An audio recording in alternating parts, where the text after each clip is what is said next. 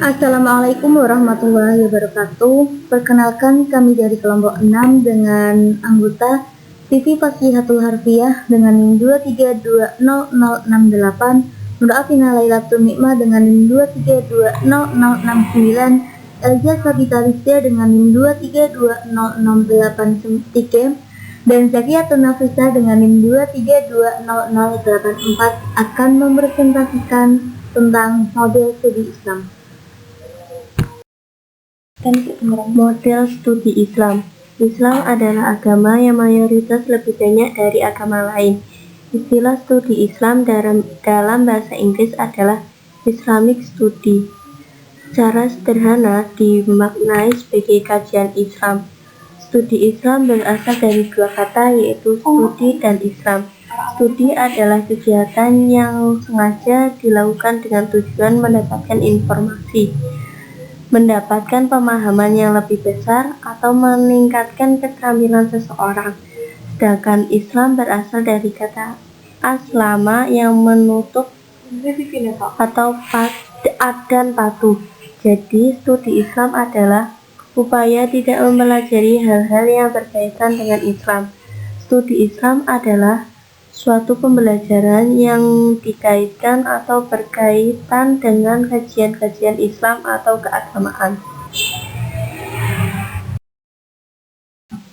Dalam studi Islam dapat diteliti atau ditelisik dengan menggunakan berbagai metode multi-perspektif. Untuk lebih jelasnya, berbagai metode tersebut dapat dikemukakan sebagai berikut. 1. Metode rasional, 2. Metode tradisional, 3. Metode kasfi atau mistik, 4. Metode sintesis.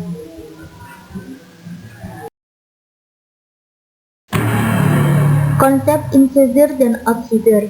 Dalam pengertian umum, kata insider diartikan sebagai para pengkaji agama yang berasal dari agamanya sendiri atau orang dalam. Sedangkan outsider adalah para pengkaji agama yang bukan penganut agama yang bersangkutan atau orang luar. Oleh karena itu, terjadi perdebatan dari kalangan ilmuwan apakah dari kalangan insider maupun outsider dalam penilaian benar-benar objektif dan bisa dipertanggungjawabkan karena latar belakang dan alasan historis yang melekat pada insider maupun outsider.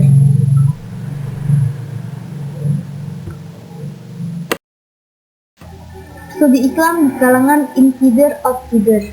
Dalam melakukan studi tentang agama, Knott membagi kelompok pengkaji menjadi dua, yaitu insider dan outsider. Selanjutnya, insider dibagi menjadi dua, yaitu partisipan sebagai peneliti dan partisipan murni.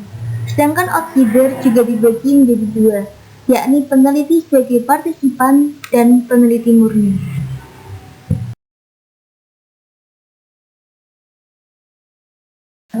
Yang terakhir adalah studi Islam ala orientalis. Nah, orientalis itu dapat diartikan sebagai sebuah gerakan pemikiran terhadap luar Eropa.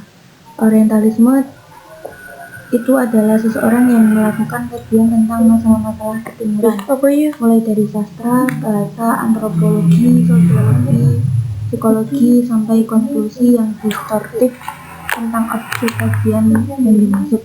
Tidak diketahui secara pasti sejak kapan dan siapa orang Eropa yang pertama kali memiliki perhatian terhadap studi ketimuran. Kalangan orientalis terbagi menjadi dua bagian. Ada yang melihat timur atau Islam dengan berdasarkan pada parameter yang barat dengan tujuan menghancurkan Islam dan ajaran-ajarannya. Di pihak lain, para orientalis melihat Islam secara objektif, tanpa tendensi mendiskreditkan Islam.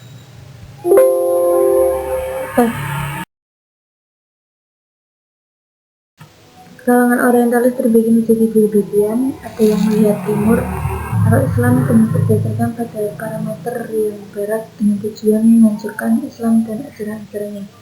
Di pihak lain, para orientalis melihat Islam secara objektif tanpa tendensi mendiskreditkan Islam.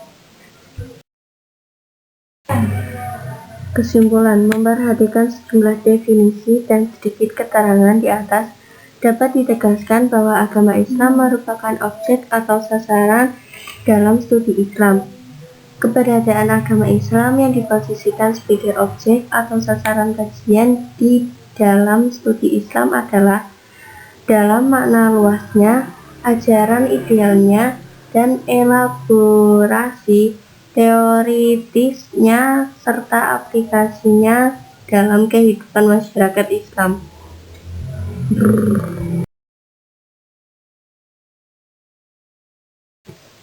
Saran, penulis berharap supaya pembaca sebagai umat Islam, terkhusus mahasiswa, terus semangat dalam meneliti studi Islam.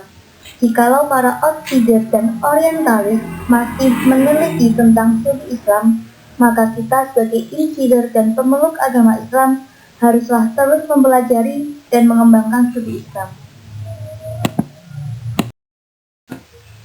Sekian dari kelompok 6, kurang lebihnya mohon maaf. Terima kasih. Wassalamualaikum warahmatullahi wabarakatuh.